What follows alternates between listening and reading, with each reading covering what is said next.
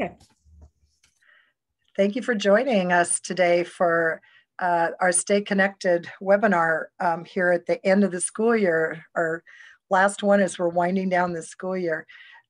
We appreciate your time and really looking forward to today's topic on entrepreneurship. So I'm going to just turn it over to Saundra Frerichs right now and let you take it away for us. Thanks, Jen. So I'm Saundra Frerichs, and I am a STEM specialist with Nebraska 4-H.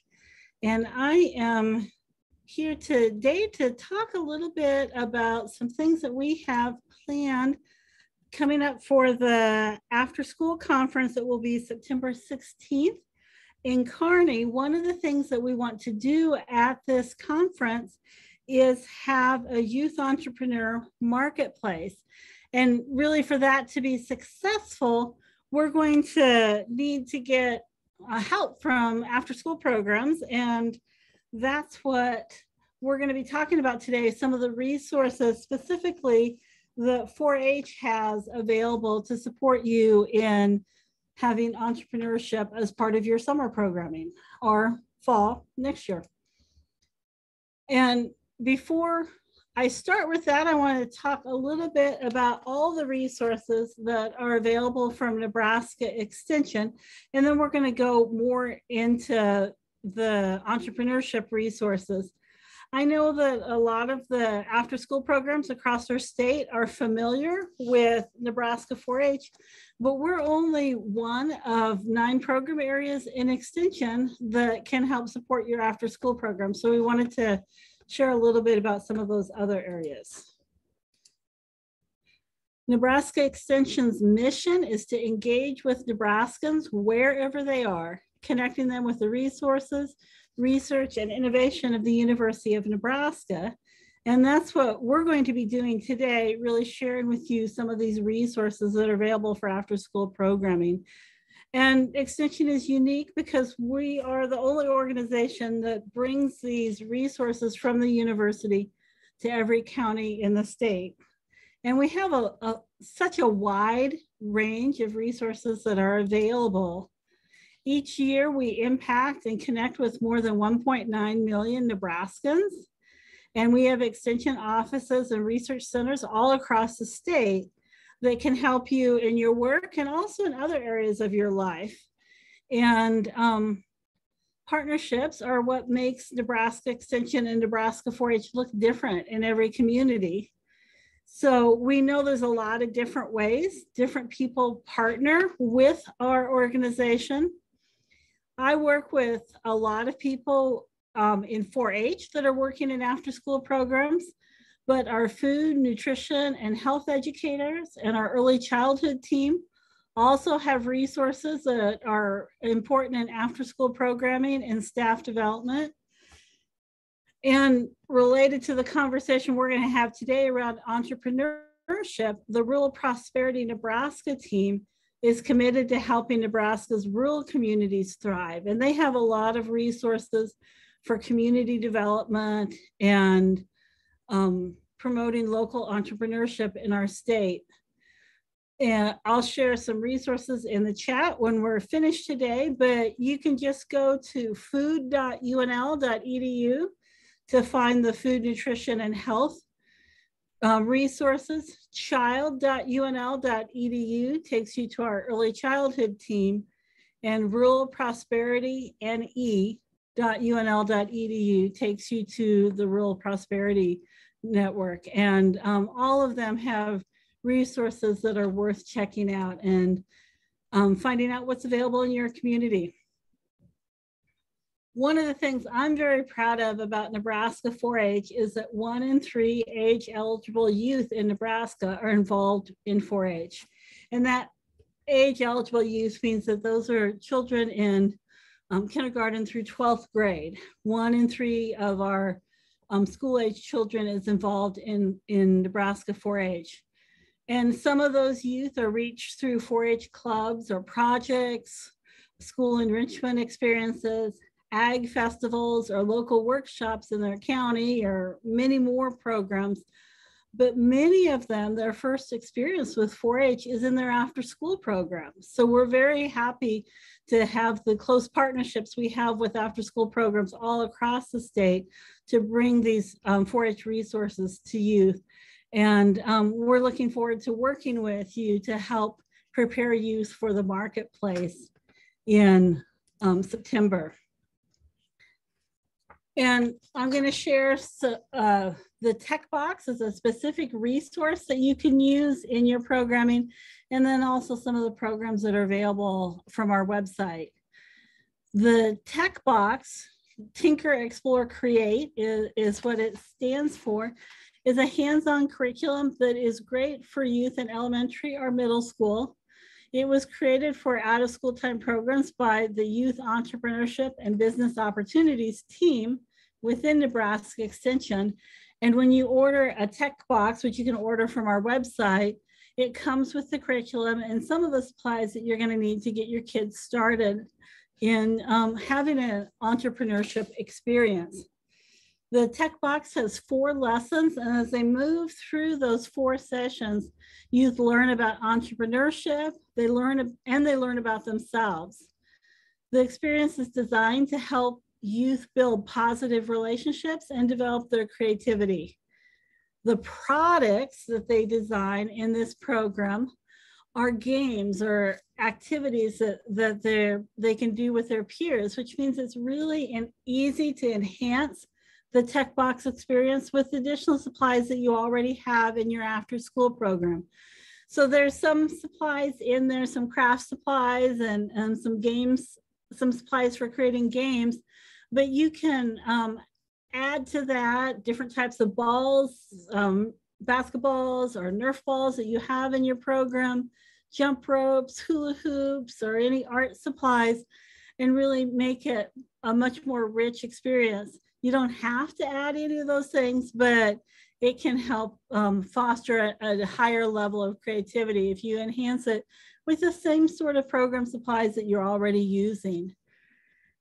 And once they've been through the tech box experience, youth will have the skills to think more about products that they could develop, to think about an audience and the interests, the feelings, the needs of the audience, and to come up with innovative ideas that they could bring to the marketplace. So it's a great way to kind of jumpstart entrepreneurial thinking in the youth in your program. But it's just one of the resources we have. I share it because sometimes it's easier to have a specific curriculum. And this one is nice because it's just 4 sessions. You can make it fit into your program in a lot of different ways. But on our website, which is Nebraska 4-H Entrepreneurship Program, we have lots of different types of programs that are available. This is not my area of expertise, so I'm going to share with you what I have been told by the entrepreneurship team. And at the end of the program, I will have some contact information for Andy Larson and Taylor Wickham, who will be leading, coordinating with after-school programs for this youth entrepreneur marketplace. So I invite you to connect with them if you want to find more about any of these resources. But what we're trying to do in our entrepreneurship programming is connect youth to the potential for them in the future, to help them learn more about careers, about their strengths, and to learn entrepreneurship skills. The program aims to increase the number of youth returning to rural communities in Nebraska to be engaged in businesses and professions and to be entrepreneurs all through our state.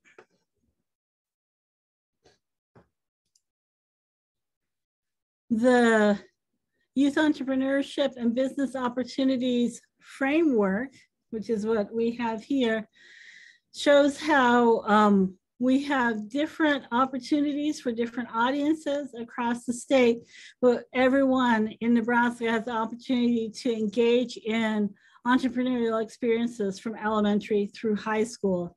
And the goal is to give them some in-depth, engaging experiences that prepare them for future careers, education, or whatever pathways that they might choose. Some of these are resources that you can bring to your program, like the tech box, and some of them are day-long experiences like Adventure Day, and others are more school-based curriculum like the Spark to Start, but all of these are available and you can use them in different ways. Molly, do you want to add anything about the resources that are available from your team? I think you did a good job. I usually just refer to that entrepreneurship website and kind of, Andy is a good resource and usually my go-to. Yep. So I encourage you to check that out and to find what resources there can help you. The last thing I really wanted to give us a few minutes to go in more depth with is talking about what the Youth Entrepreneurs Marketplace will look like at the Afterschool Conference. There's a few things that we know, and I can give you some specifics, but it's also very open at this point. And I think we have the opportunity to shape this to be what we want for our state. This is the first time that we've had a youth marketplace in person. We tried this as part of our virtual conference a couple of years ago, but this is our first in person, and the idea of youth marketplaces is growing in the country. These are some of the pictures that I found as I was exploring what other people are doing around youth marketplaces, and some of the things that I've seen as other organizations have put together a marketplace similar to ours. But there's still a lot of flexibility, and we can really shape this to be what we want. So I'm going to pause for just a minute and give you a chance to share. Do you have any questions or anything you'd like to see in the marketplace? I have a few more details to share, but I really wanted to let you tell us, are there things that you'd like to see happen?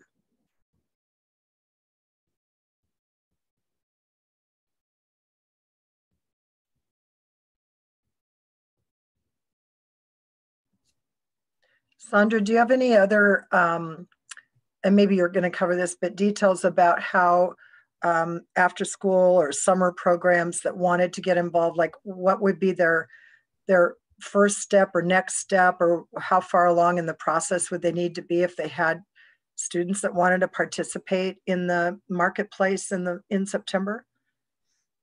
Okay, I'll share a little bit about what I know. We want to be really flexible. When we tried this 2 years ago, we had some pretty clear expectations about what the price range that you should offer their products in, and how much of an inventory they needed to have on hand before they went into the marketplace. We're going to try to be more flexible on those things this year, so that if they have a small inventory, they can still be part of the marketplace. Because it's in person, if you've got a small inventory and you've made 8 candles that you want to bring to the marketplace, or 30 friendship bracelets, when you sell out, you're sold out, and that's okay. And I think for the in-person, that will work much better than it did for the virtual. So we are going to have a lot of flexibility in terms of inventory or price range. One of the things I'd like to talk to program leaders about is whether they would feel comfortable bringing things to the conference if they have youth who've created things they want to sell, but they can't be there in person because it's in Kearney. So that's something that we're going to have to talk to program leaders about, and they'll have to make some decisions about that, because they'd have to be comfortable taking responsibility for that inventory and whatever proceeds that the youth make from selling things. But I think we can take care of having the people on hand to run the booth if program leaders would feel comfortable bringing the inventory with them to the conference for youth. So we're hoping to really make it easier for more youth to be engaged. What we do know about the marketplace is we're going to have 25 tables that we can use for the marketplace, and it will be set up, we think, from 2:30 to 3:15 setup time, and then the marketplace would run from 3:20 to 4:30 in the afternoon. We're hoping that that afternoon schedule will make it easier maybe for youth to come if they're nearby to Kearney, that they could come after school to be part of this. All of this is still a little tentative, but that's the plan. So setup time will be 2:30 to 3:15 in the afternoon to get all those tables set up and the merchandise ready. That'd be during the last breakout session of the conference. And then 3:20 to 4:30, the end of the day, is when people could visit the marketplace. We're expecting to have some networking activities in that same area, some food to get people interested in coming. So it'll be a social gathering place at the end of the conference. I'm looking forward to that experience as well for the conference attendees, as well as for youth who are able to be there. We're planning to have all the youth who want to participate in the marketplace make a 1-person or 1-minute video about themselves and their products, so we can share those videos throughout the day. Even if they're not able to be there in person, that would be their chance to do a little bit of marketing and advertising. I don't have details about when those would be due. We haven't talked about whether we can provide a credit card option. That's something that I'll bring back to Andy to talk about. We need to figure out a way to do that if we can find somebody that has a Square that we could use. We're thinking that at least for some of the youth entrepreneurs, they wouldn't be necessarily handling the sales themselves because they wouldn't be there. So we might be able to have a centralized location that takes care of that. Well, that's a lot of great information, Saundra. And I think probably the message to people that participate in our Stay Connected webinars is just stay tuned. And we will be, as we know the information and the details, we'll be including that in our notices that go out to let you know about the upcoming schedule for the webinars. So just stay in touch and stay tuned, because there will be additional information coming out all throughout the next few months leading up to the conference. We're really encouraging people to take something like the Tech Box curriculum and build it into their summer programming as a way to spark some of those entrepreneurial skills. If you're interested in another option, Andy and I are working on some making experiences that you could have, like a maker festival at your after school program, and prompt some ideas for youth about things that they could make. You know, like there's lots of easy scarves that they can make very inexpensively, or friendship bracelets. As an example, when I was a program leader, we had lots of kids that just wanted to sit around and make friendship bracelets. That was one of their ways to relax during the summer. They loved doing it. That could turn into something that they take to the marketplace, and they could think about how to turn those into a product that they could sell. There's a lot of ways that this can be done, whether it is, you know, the proceeds from selling the products go into programming for your after school program, or whether it's individual youth like we have in the pictures here that are really starting their own mini companies. And we can accommodate both those options. We expect over the summer we'll have a form to complete so that families can get their kids signed up for the getting more information about the marketplace. But we're really going to rely on after school programs and summer programs to spread the word about this being an opportunity, whether it's directly related to what you're doing in your program, or just an opportunity that you're sharing with youth that they can do outside of your program. Both of those options will work. And we want youth to take things they already enjoy doing, they're already having fun with, and think about how they can turn that into something to bring to the marketplace. We've covered a lot of different ways that you can, the people of Nebraska Extension are here to connect with you and to support you. We hope that if you have a question or a challenge, something you're looking for in your work or for your family or your business or your community, that you'll think of Nebraska Extension as a place to start. We have a Nebraska Extension expertise and personnel directory. And again, I'll put this link in the chat for people who are here live. But it's another great way to find connections to what you're looking for in Nebraska Extension. You can put a topic in there like after school programming or entrepreneurship and get a list of people and resources to support that. Or you can enter your county or your city and find who the extension professionals are that are supporting you in all areas of extension, not just in our 4-H. There's even a map. You can just click on the map to see what is happening in your area. So it's a great place to start. That's epd.unl.edu, and I'll put that link in the chat for you. But we do want to invite you to connect and reach out for all of the resources that we have, not just the 4-H resources. And here is contact information for Taylor and Andy and I that are happy to follow up with any questions that you may have about the marketplace specifically. I'm going to take a minute to put those links in the chat, but if you have questions, go ahead and share them. Thank you so much, Saundra, for sharing all this information today and also just raising awareness about the really broad spectrum of services and opportunities that are out there through your local extension office. Since there is one in all 93 of the counties, everyone has an office that they can reach out to and find out, how they might work together in their after school or their summer programs. I wanted to mention, or maybe Saundra, are you going to talk about the conference, or do you want me to talk about the conference? You go ahead, Jen. Okay, we are hoping that you'll plan to attend either in person or virtually. We are doing a hybrid conference again this time.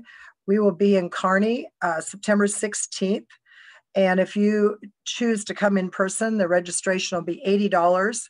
The virtual option will be $45. We'll be streaming all of the plenary sessions and then 6 of the breakout sessions. So as we get a little farther into the planning here and finalizing planning, you'll want to check back on our website. Saundra's got that pulled up here. She's sharing her screen. Really important right now, though, the RFP is open. If you would like to put in a proposal for a breakout session, or you would be interested in hosting a walk and talk display table at the conference, now is the time to start putting that together and turning that in. The website is listed right here, and we'll be accepting proposals through June 13th. So we hope you'll give it your consideration and join us. It is a great opportunity to network with your peers and to meet new potential partners. We will have 25 tables and 25 partners out there that are ready, willing, and able to work with you in your after school and summer programs. So it's a two-way street. So the partners enjoy meeting the folks that are leading these programs and working in these programs with children and youth. And then it's also a great benefit to our programs where they can get connected to some of these statewide partners. So please give it some thought. They are updating our website this afternoon, but we have posted up there the lodging information. And I will say Kearney, even though they have an abundance of hotels, the hotel rooms do fill up out there. So we have blocked a set of rooms at the La Quinta, which is right across the parking lot from the Holiday Inn where we'll be hosting the conference. So if that's something that you're needing as lodging, then check back on our website later today and you'll be able to see all the particulars about that. Anything, Saundra, that you want to add as far as the conference? No, you covered all the things that I wanted to make sure people knew, so you can get those proposals in. If you want to do a session, or if you have a partner that you think would be great to have do a session, please share that out with them. Great. And one last thing is just to let you know about our June, the topic for the first one in June. On June 2nd, we'll have Jessie Coffey and Sarah Smith from the Department of Education, and they're going to be doing a session on school and community gardens. So we hope you'll put that on your calendar and plan to join us for that one. The arrangements for June 16th are still being finalized, but we'll get that word out on our website just as soon as we have that available. But we appreciate your time and hope to see you on the next one in early June, and hope you all have a great day. Thanks everyone for joining us. Thank you.